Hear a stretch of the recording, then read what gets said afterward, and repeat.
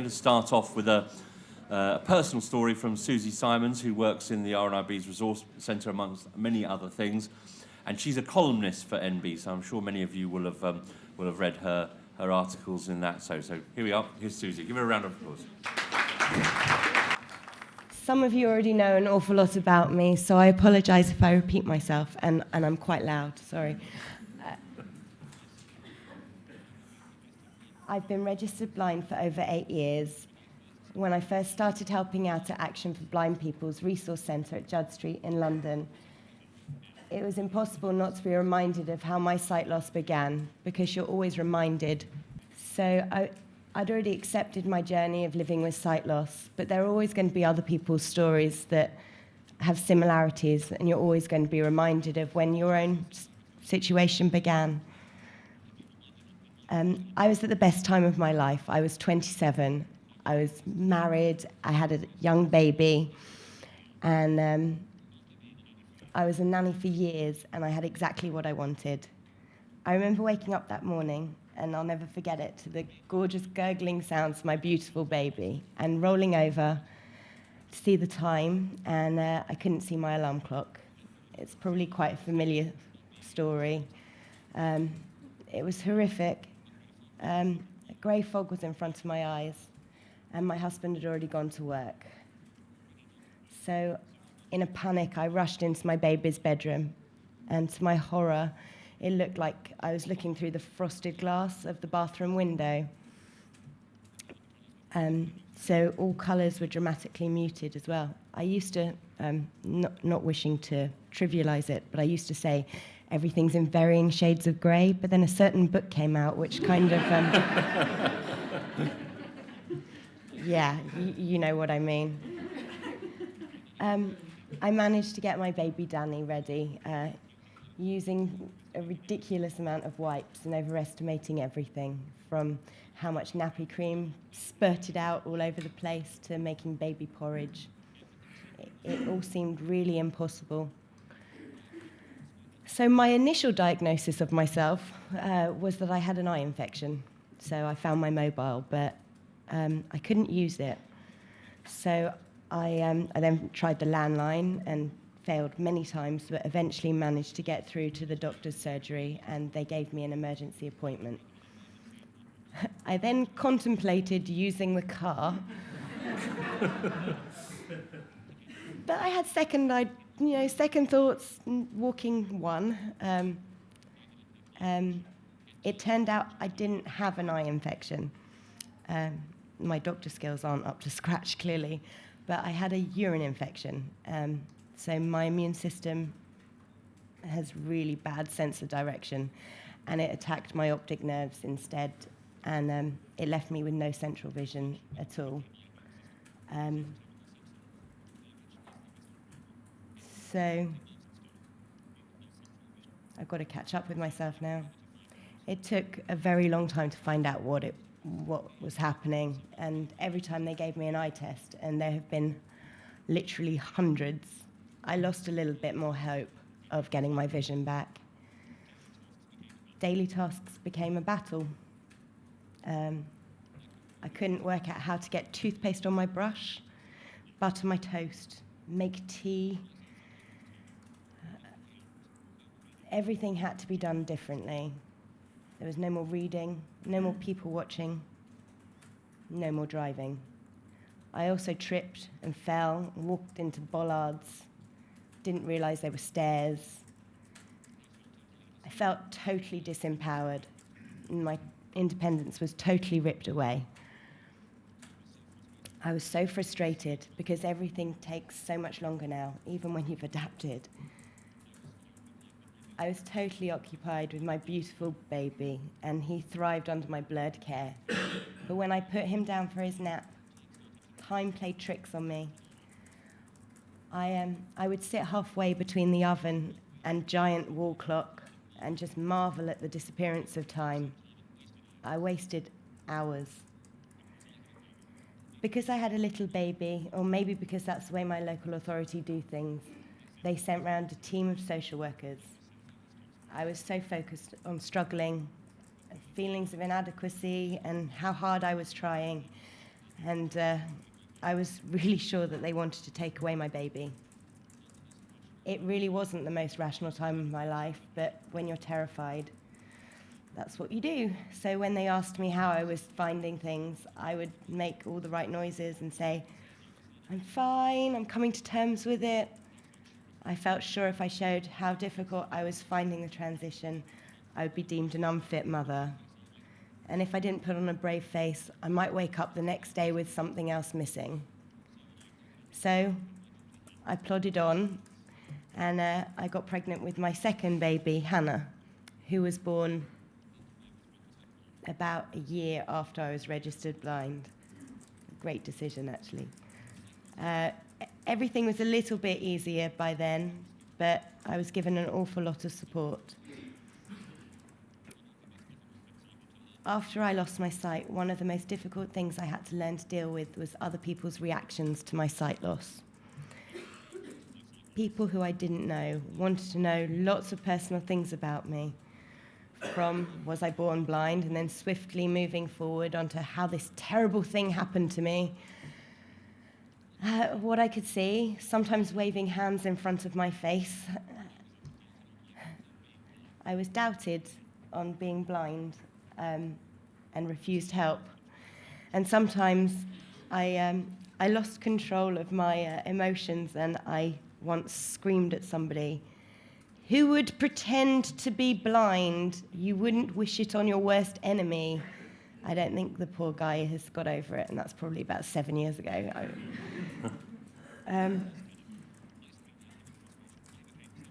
I became someone who was afraid to talk to people, which is very out of character. I was afraid the all too familiar barrage of questions would start, and sometimes I couldn't have that conversation again. And that was just strangers. Then there was the people who loved me and that I love. How are your eyes? I still get greeted with at most family reunions. When I say it's the same, they're almost ecstatic and congratulatory, where I don't really know what to say to that, really. My lovely mummy didn't want me to go anywhere on my own, constantly offered me lifts, and was incredibly insistent on me taking her up on her offer. I was told that I had a very good chance of my vision coming back, and naturally I wanted to believe them. So I waited, and I waited, and I was in denial for a year or possibly more, but my vision never returned. I didn't really start properly dealing with it until my little one started nursery when she was 2. I decided that I really could do with some counselling. It's not something you can't be rushed. It can't be something you're rushed into. It has to be in your own time. Otherwise, you can't be open to what it offers. When I first got given my symbol cane, my ex-husband said, "But you're never going to use it, are you?" So I did. Not that I'm contrary or anything. But I realized that if my rubbish vision was going to be permanent, it would really help me to be able to show my disability more easily. Not looking blind is something I'm often congratulated on. Thanks. But that doesn't help me get the assistance that I really need. I found it so beneficial, not having to explain my vision everywhere I went, and I could really get the help that I wanted. It was very empowering, and when I finally stopped waiting to be cured, I got on with my life.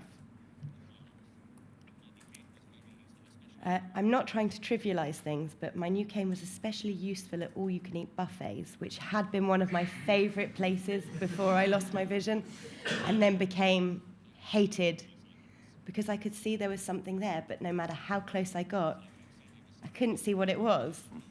Even if I climbed in, and I'd generally bang my head on that little piece of plastic that they have protecting it. And the other customers didn't really like it when I climbed inside. I was recently sent on a course giving emotional support in groups. and they described sight loss as a bereavement, a grieving process, and that basically sums it up very well from my experience. Denial, devastation, desperation, hopelessness, and I was also struck by a ridiculous sense of guilt. I didn't want even my family to know how devastated I was. I didn't have a rehab worker, but I have met a lot in the last 3 years, and I think it's an amazing service. I often wondered at the beginning when I met one if it might have made me be less bloody-minded, sorry. Yeah, but probably not really, but it might have made it easier for me to ask for help. I did get given an occupational therapist by one of my social workers from my local authority. And she helped me take a massive step forward. She taught me to touch type and how to use a computer. She was patient and kind and showed me that there were possibilities. This opened up a lot of doors for me and made me feel some hope again. I love being a mummy, I really do, but I was very nervous of what would happen to me when my youngest started school. I knew that no one would hire a registered blind nanny. Can't find my own children, let alone somebody else's. So when my little one started school, so did I. I started training to be a counsellor. I found mine so amazingly beneficial that I really wanted to be able to help other people in the same situation. After my first year of training, I started work at the Resource Centre at Judd Street. It was the end of a very, very difficult year, and that was 3 years ago. I needed to take some time out, but I had full intention of going back later.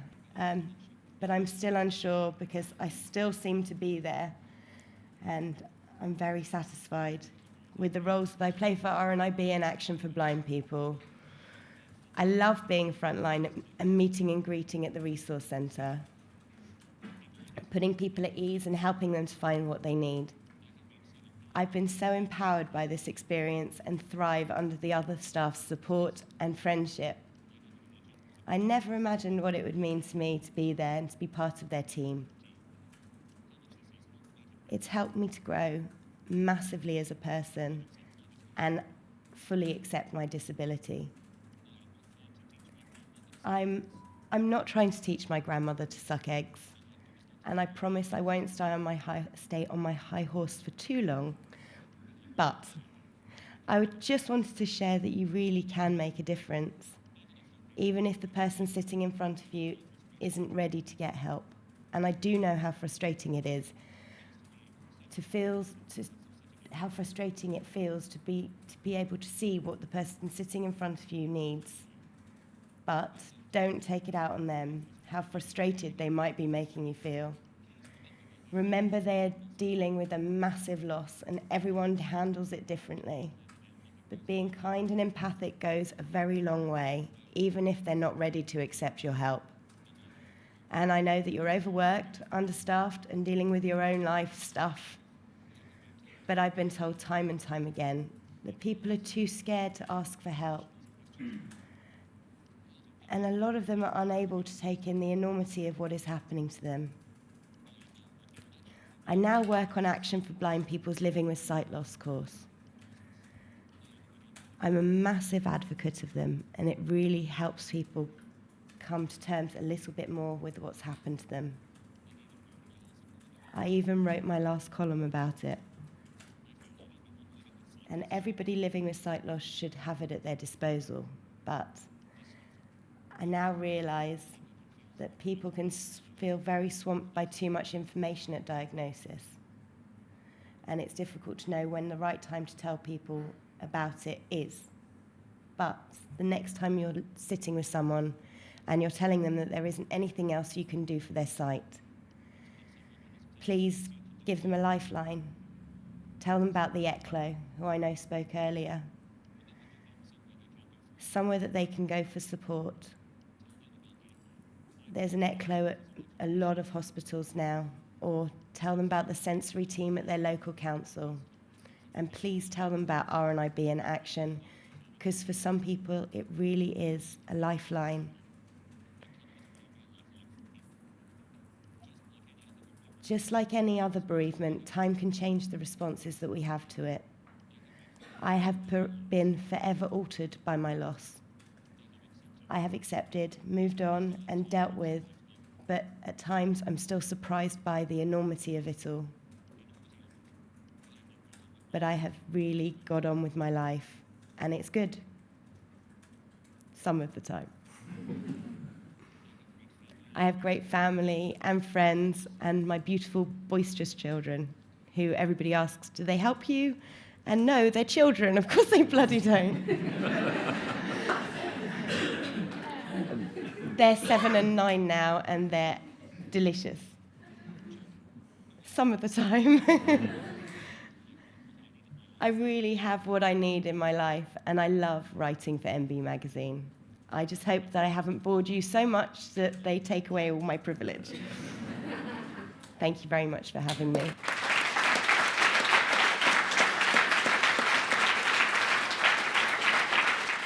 To find out more about NB Live, visit rnib.org.uk/NB Magazine. RNIB, supporting people with sight loss.